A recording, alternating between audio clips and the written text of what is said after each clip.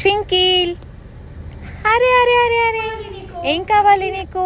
పకోడీ కావాలా? ట్వింకిల్ పకోడీ కావాలి అంటున్నాడు. చల్లగాలి వస్తుంది, పకోడీ తినాలి అనిపిస్తుంది అని చెప్తున్నాడు. పకోడీ చేద్దామా అని అడిగితే ఓకే అన్నాడు. ఇప్పుడు మనం ఇక్కడ ఒక ఆనియన్, 2 మిర్చి తీసుకుంటున్నాను. వాటిని సన్నగా తరుముకున్న తర్వాత ఒక బౌల్లో వేసుకోవాలి.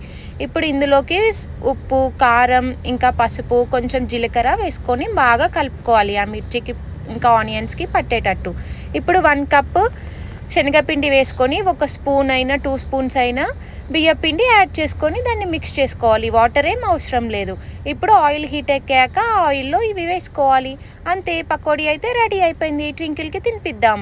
Twinkle, pakodi ready. టేస్ట్ చెయ్యి, ఎలా ఉందో చెప్పు. ఎలా ఉంది? Thank you. మరి మీకు మా ఈ వీడియో నచ్చినట్టయితే